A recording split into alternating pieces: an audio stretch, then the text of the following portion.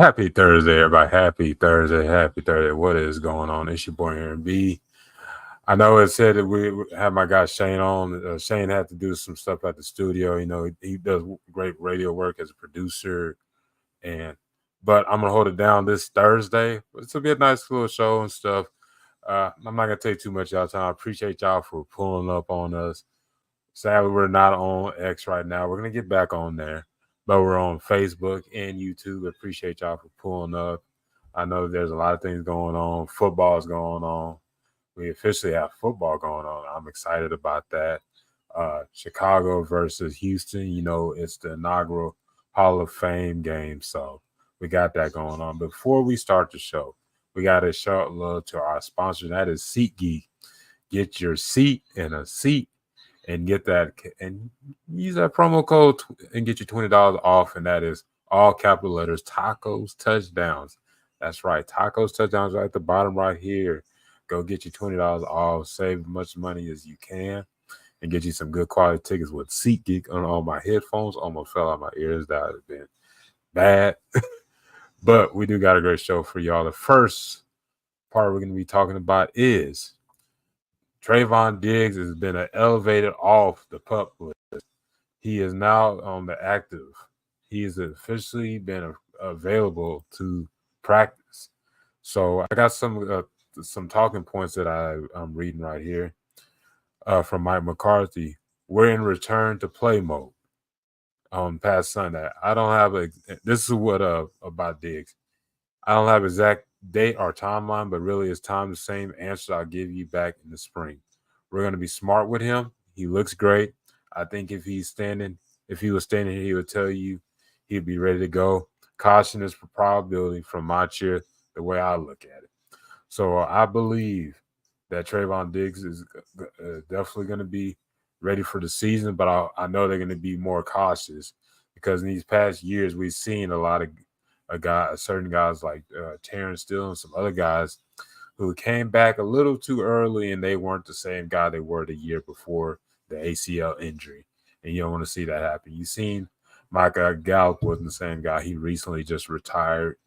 Terrence Steele wasn't the right tackle he was the year before.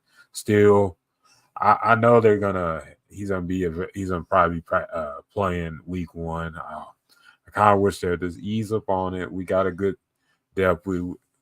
If it was push comes to shove, we could have out there Deron Bland and we could have Jordan Lewis on the outside and make we'd probably have Jay Lou in the nickel, and then if how Kalen Carson's looking, he could be a possibility. That could be a 3, but I know that's not going to be the way. It's going to be Trayvon Diggs, Deron Bland, and Jay Lou, or it could be switched up. You never know how Kalen Carson looks in preseason and how he's looking in practice. He's been making some big plays, so there's some probability you may see that. But I think Trayvon Diggs is I know Trayvon Diggs is going to be ready. We won't see him in preseason, of course. He solidified his name on this team, so don't expect to see him in week 1 or 4 of the preseason. Expect him week 1 to be there. But from what you could say, you've seen a lot of things from the workout clips. He's looking great. He's doing hurdles and all that stuff. But it's the mental aspect. You hopefully he can move on from that part of it and get into he's not worrying about, if I make the certain movement or this or that. That's the main thing that you got to worry about when it comes to that. But I'm excited to see him back out there, and hopefully he has a great season this upcoming season. But that's all from that. The next topic is, who are my 3 training camp standouts? And 2 of mine, honestly, are our first round rookies. And my first one is, on my notes, I have Tyler Guyton. Tyler Guyton has been showing his great footwork, solid hand placement. Still need to work on it, but his main highlights I've seen is him versus Michael Parsons, where he's not getting pushed around. He's getting some solid reps against Michael Parsons. And you can say, well, they're both teammates, but they're both competing and everything to try to show that I should be that I'm not going to give you no easy reps. We're trying to make a push, and Tyler Guyton has showed that he's showing great confidence in playing with power, great footwork, and that's one of my main standouts on here. But my next standout is Marshawn Nealon, who's been showing explosive get off, playing with powers, that same power you've seen at Western Michigan. He's gonna add a little, probably add that a little bit more to his tool belt, but he's still showing that power. He looks a lot bigger than I thought he was. He's like, I would say he's about 270, 280 the way he looked at practice, but he's looking really great out there. And he's been taking advantage of the first team snaps since Sam Williams has been hurt with the torn ACL. We'll be talking a little bit more about that. And Zimmer has been moving him around all around the defense. He's been playing at edge and he's been playing at 3 tech. So I think there'll definitely be some opportunities for him to be playing. Not saying he's going to be a starter from week 1 because you got Michael Parsons, you got D Law. But there's going to be some time opportunity where he's going to be playing on in some defensive plays. So be on the lookout for Neal. I think Neal's going to make an impact his rookie year on this team. It may not be the biggest, but there's going to be some roles in this defense for Marshawn Neal to succeed. My third one, I know this is kind of a little unfair because I put 2 players, but they both play the same position. Since CeeDee Lamb is not here at Oxnard, 2 of these individuals have took advantage of the plays. So Jalen Tober is getting more opportunity reps because of CeeDee Lamb is not there. He's been making his presence known, getting those reps with Dak, and showing his deep threat ability. His route running has improved, as exceeded over from last year.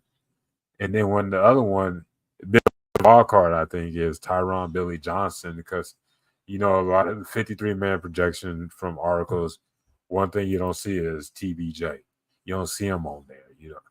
It's usually after Brandon Cooks, it's Brooks, it's Flournoy or Turpin, but you don't see any with Tyron Billy Johnson, who's been showing his deep threat abilities, then getting some rest with Dak as well.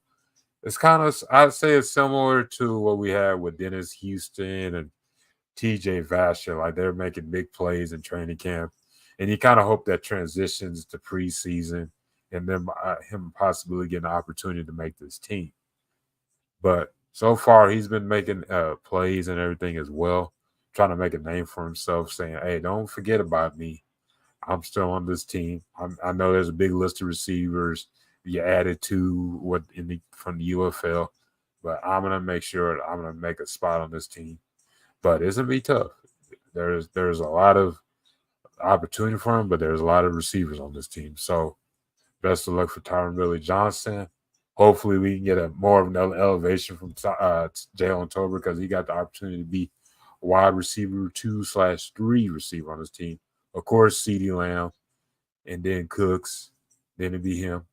But in order, it'd be Lamb, Ferg, Cooks, and then that fourth opportunity could be him. So wish the best for those individuals. So our next one is, I call it, this will be our third and our fourth, because like I said, Sam Williams has torn his ACL. Was it Sunday or I think it was Sunday when he tore his ACL, and you're like, dang. Because you had these high expectations for Sam Williams this year. He was supposed to be that third edge rusher on the team to make an impact, and you were hoping he was going to make that next step in his game. You think you wanted to add more into his tool belt. He has his explosiveness, but he just you're expecting a lot from him this year, but he tore his ACL. So the opportunity so we won't see him until next year.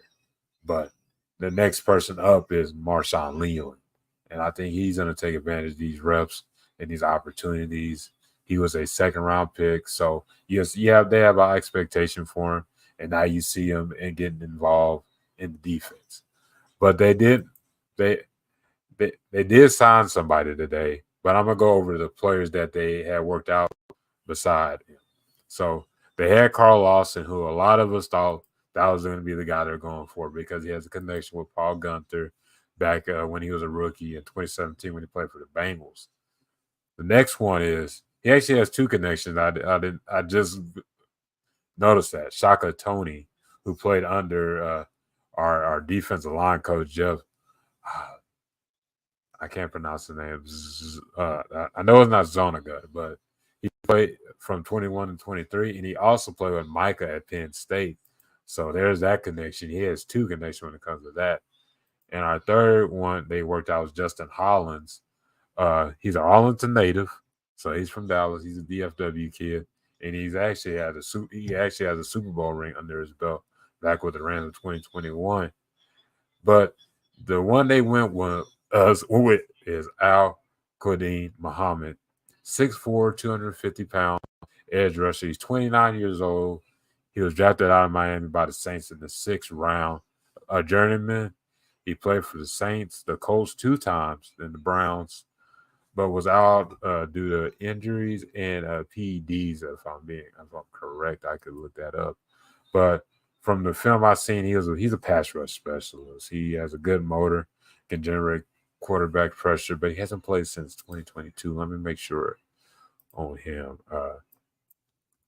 My bad, y'all. I'm just a little bit of everything right now, but it's all good. It's all good. I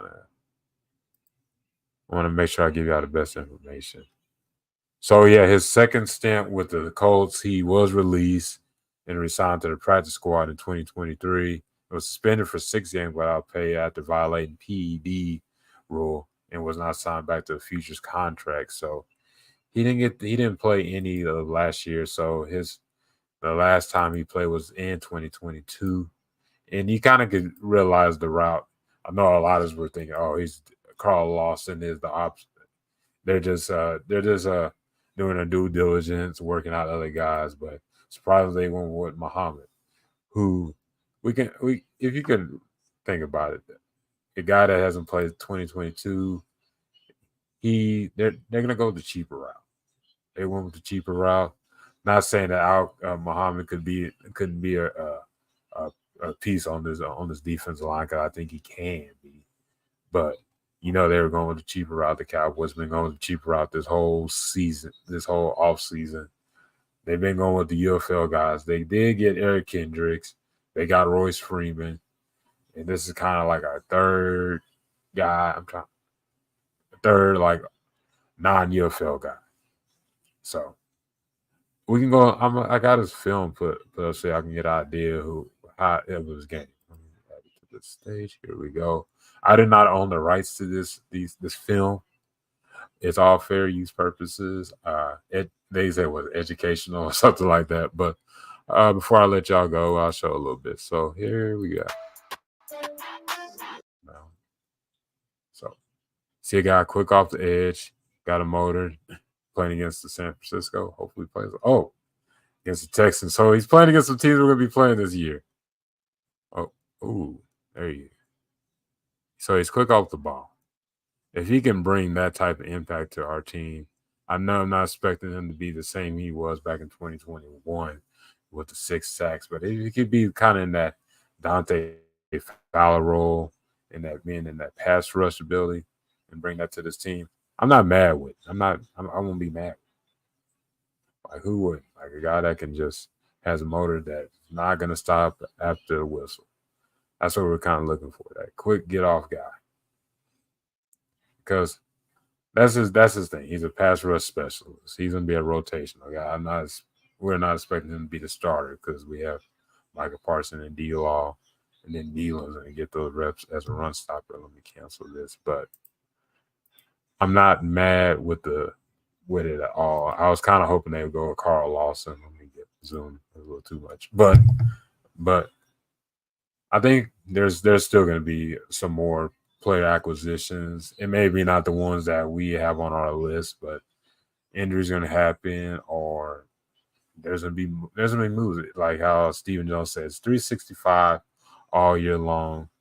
But I'm excited for football, college football, high school football, and Dallas Cowboy football. I know y'all as well. This has been Tacos and Touchdown. We'll see y'all next Thursday. We'll also have another show. We're going to do college football road trip is going to be back on Tuesday, so stay tuned for that.